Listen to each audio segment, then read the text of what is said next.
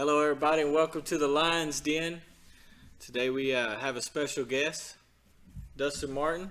He's our ag science teacher, and we're going to talk to him a little bit about some stuff here in a few minutes. But we want to remind y'all, early voting for the bond starts Monday. If y'all could go out and let your voice be heard. We're going to have a couple commercials for it, so we'll be right back in a couple of minutes. What I like most about Crockett County and Ozona is it's a small town, it's family atmosphere, it's just a great place to live and raise a family. One of the great things that we've got going on in this district right now is our students and our staff. We're an A-rated school district for the first time in a long time, and that's huge for our community and our kids. We've also got new buildings that are opening up, new track, new tennis courts, new turf in our stadium, so kids and the community are very excited about those type things. One of the biggest challenges that we have is that we've not invested in our schools for so long, and now we're trying to play catch up. The bond election on November 8th, 2022 is comprised of 3 propositions totaling $30 million. Proposition A is for $11,250,000 for maintenance and security. Proposition A will replace the roofing at the Heritage Center, Davidson Gym, and Middle School, build a covered bus canopy to house district buses, as well as upgrade safety and security measures throughout the district. Proposition B is for $18 million for the Athletic Center.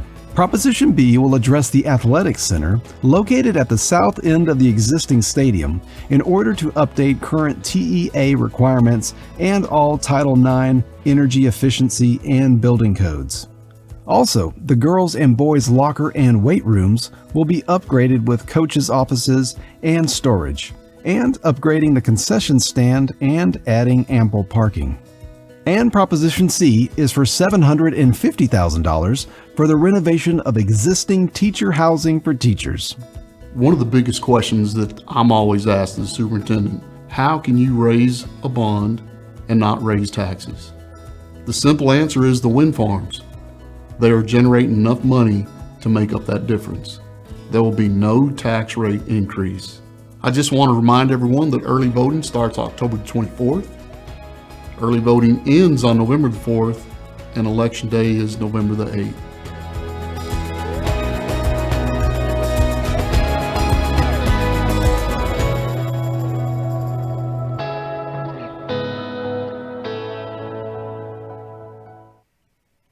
All right, we're back. Well, welcome, Coach Taylor, Mr. Martin. And you coach you teach ag science, right? Teach ag science. The part of ag science that I teach is ag mechanics and metal technologies. We weld in the shop. We build projects for show.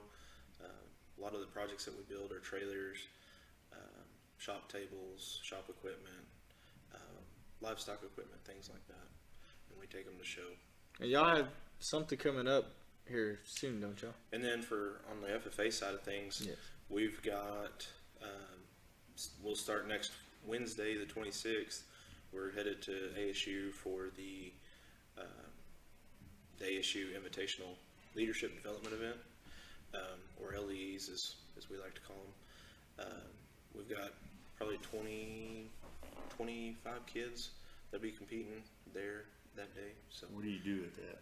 So there's several different events on that. We've got creed speakers, so our FFA creed, they speak or they say it. We've got skills demonstration where our kids demonstrate how to wire a trailer. We've got a radio broadcast team, or 2 teams on that, and they do a radio broadcast about windmills. Windmills versus solar pumps. And then we have some quiz kids and a few other odds and ends that I'm drawing a blank right now. That's right. Yeah, so y'all got a lot going on over there. I always see every year somebody building a trailer or something. I'm pretty sure every year that I've been here, this is going on my 8th year, we've built at least 1 trailer. I think one year we built 4. So that's kind of our thing, is building trailers, and thoroughly enjoy it. Didn't one year y'all have a bunch of girls build a trailer and they did really well? So for the past 2 years, I've had two different groups of girls build a 16-foot utility trailer. I think 2 years ago, if I remember right, they made it to San Angelo. I don't think they placed, but at San Antonio they were 3rd place and 5th place at Houston with that trailer. And then last year, I think they got 5th place at San Antonio, and they got a blue ribbon, which is what you want to get for our projects. So they've been pretty successful. And then this year, I'll have another group of girls that are building a tilt bed trailer. Dang. So I think Quentin was trying to imply that girls can't build a trailer. That's what it sounded like. that's what it sounded like. Common misconception I get, and some people are thoroughly impressed that we have girls building the projects that we do. Girls can weld better most of the time than boys, but a lot of people don't give them credit. And I would much rather some days build projects with just girls, because they're very meticulous. They pay attention to the details, and I really enjoy that. I believe that, because you don't know how many times I've washed my truck and my wife walk out. I mean, I'm looking at it and I'm like, I did a good job. And she's like, you didn't do this and you didn't do that. And you missed this spot. So I believe they can find. It's true. My girls will look up to me, hey, when are we going to fix that? Yeah. I didn't even see it. So they are very detail oriented, and I thoroughly enjoy it. Well, that's awesome. It's good that they do that, because it carries on later on in life. When they want to build something, or they end up living on a ranch or something and want to do stuff. I learned a lot in ag class when I was in high school. I still use it to this day when we're doing stuff. So there's a lot of that stuff. Obviously, I'm an ag teacher, but I use my skills that I learned as an ag student in high school every day, obviously. But my ag teacher was really my biggest driving goal in becoming a teacher and getting into this profession. And what I learned there, I'm so thankful for now that I'm able to apply it and teach kids the same things that I was taught. So. Well, that's awesome. So got a couple things coming up, so that's going to be good. It's going to be exciting for y'all getting everything going again and stuff. And I've seen some pictures from last year me and Lucinda put on the website from FFA, and then the trailers and stuff like that. So that's pretty exciting. Get all that going. Yeah. Let's brag about Mr. Martin real quick. He's done such a good job that most of the kids rather do that than play football, so we lose kids every year to ag. Never been anywhere like that, but he's keeping them busy. Thanks a lot, Mr. Martin. You're welcome. You're welcome. Well, speaking of football, went to Cristobal last Friday. Had a lot of injuries, though. Had a lot of people out, a lot of skill players, and it's kind of hard, to get things going like you're used to doing and running certain things you want to with a lot of the injured players we had. With it all being, pretty much the same position, that skill position, receivers, running backs and stuff, it made it really difficult. We had to change up really a lot of our formations because the normal things we were doing we couldn't get in. And then we lose 2 guys, in Cristobal, and, really had to simplify. And, it's just, one of those games, we couldn't run the ball. For those of you that watch, we couldn't run the ball to save our lives, and kind of had to resort to throwing the ball, which is something we weren't really ready to do, for the whole game at least. And then we had to, we had about 3 formations we can get in all night with just the kids that we had, and it's just, it's a struggle. We've had to live with it the last 2 weeks, and hopefully we get some guys back for Big Lake and can do a little bit more. Yes, sir. We'll see. We got a couple highlights from the Cristobal game. We'll go over those real quick. There was some good stuff though. I've seen a couple of them.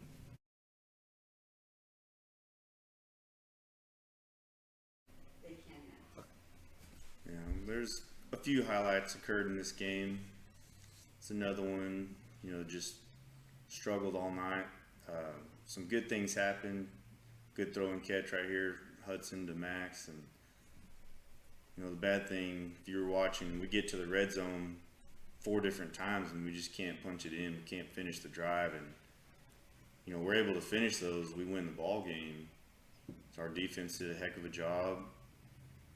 held them to 13 points for most of the game. This is a heck of a catch by Max right here. I'm pretty sure he was out of bounds, but they gave it to us. We'll take it. But, our defense played great almost the entire night, and we just couldn't score. It's hard to win games when you can't score. Another throw, Hudson to Max.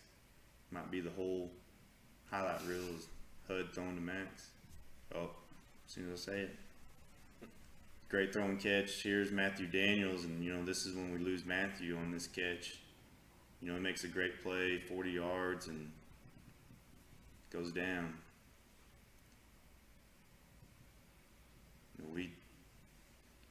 We probably threw it more this game than we have all year combined.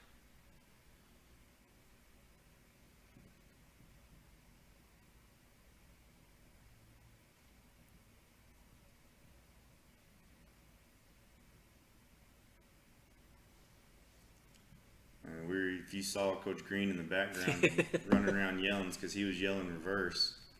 And sure enough, they ran it. They fumbled the exchange.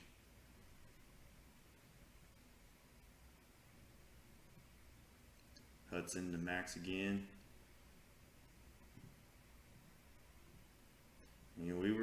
Even though we had to resort to throwing pretty much all night, we were able to get to the red zone each series, seemed like.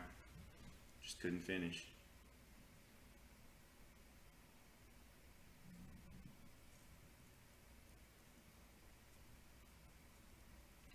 Hudson to Max once again. Here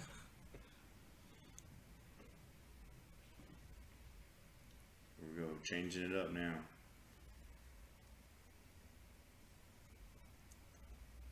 Franco Zuna got a lot of playing time last week. A lot of people have asked about, we're having to throw the ball a ton and really only have 2 receivers out there, and they're asking me about that, and I said, well, that's because that's all we had. We only had 2 receivers that night. Yeah, and, it's frustrating when that kind of stuff happens like that, and you get those, people get injured, and you have to change it on the spot, especially during the game, when they get injuries, like you're making adjustments right then and there. People don't understand that you can't just keep running the same formations and stuff that we're running, because now you got to adapt to what you have right there. And so you got to make a lot of adjustments in halftime, during the game, everything together, trying to win the football game there. I think we did a great job for everybody being injured out like they were, Hudson completed a lot of passes to Max. Max, got a bunch of catches there, and, we're missing running backs, receivers, and stuff like that. We had a couple of freshmen playing. I think they did good. I think they got those jitters out of that first game, those young guys. So now as the season goes on, they'll be used to it and stuff. I've seen a difference in, someone went to practice. They don't make the same mistakes they did, the freshmen. So they've kind of got it down and stuff. They're learning. They're, baptism by fire, because we've got a lot of young ones that we're relying on right now. And sometimes it's easy to forget that. Yes, sir. We've got a lot of inexperienced guys out there. And I forget that too sometimes, and I expect a lot from them. And, we as coaches expect a lot from them. And they're going to make those rookie mistakes. Yes, sir. It's good for them, though. And so this week we're going to have Big Lake. They come to town here. Do they, what kind of offense they run? Do they pass or run a lot, or are they in between? Big Lake is going to sling it around. Their air raid offense. Coach's kid's a quarterback. This will be his second year starting. For Big Lake, he's a sophomore. He's a really good quarterback. He can make all the throws. And, and he has a brother that's one of his best receivers. And they're both over 6 foot, big kids. And, they do a really good job slinging the ball around. Defensively, it's nothing that we haven't really seen before, but it's something that has given us fits the last 2 weeks. And, it's something Wink did it to us, and we were able to run the ball against Wink for almost 300 yards. And the last 2 weeks, though, we've just been struggling with it. And but there are going to be a lot of guys in the box, trying to stop that run. And they're fast on defense. I think that's the best thing about them defensively, is they fly to the football. Yeah, they're pretty fast, but we also get Logan Fay back this week, don't we? We will. He's practiced all week. Hopefully everything goes well Friday for him. So it's still, even though he's practiced all week, it's a lot different come Friday. Yes, sir.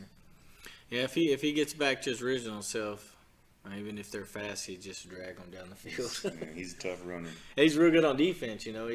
He creates a lot of havoc. It's crazy how one player, they get out and it kind of throws everything off. And because he creates, he does a lot on offense, running the ball, and lowering the shoulder, and then on defense, he just messes up the defensive line a lot of times, just kind of. And getting these guys back, allows some other guys to go back to their original position, and it just helps everything flow a lot better. Yeah, so that's good that, I've looked forward. I like watching all those guys play and stuff, but I think, against Cristobal, what we were dealt right there, I think we did a good job on that. I think we're going to do a good job Friday, getting some players back, and I think they'll pick up where they left off, we'll see what we can do against them and get everything going there. But it'll be an exciting game. It's here at home, so we'll be here. And junior high plays on Thursday night, right? They'll be in Ozona. Be in Ozona, and JV will be at Big Lake. Be at Big Lake. Okay, so that'll be good. That'll be a good thing. But, yeah, well, everybody get out there. The home game, wear your purple. Get everything ready. Cheer on your lines so we can get a win against Big Lake Owls. And if you're not there at the game or you're out of town, tune in to OzonaLions.com, and you can watch me and Ruben. We'll be there Friday, and we'll have the game going for y'all. So we'll see y'all there then. I'd also like to add, before Quentin talks about our sponsors, that Mr. Martin is also single, ladies. It's not just Coach Knippa. Mr. Martin, he can build things. He can be the handyman at the house. That's an awesome thing to have. Yes, sir. We'll see what we can get going, Mr. Martin. All right. Well, I'd like to thank our sponsors, Trethos Towing, Michael Mitchell, Ozona Bank, Mike Auto Care, and Bunger Real Estate. So thank y'all for that. If y'all see those people, tell them thank you so we can get all this broadcasting going for y'all. We're going to bring sports all year long. So we'll see y'all Friday.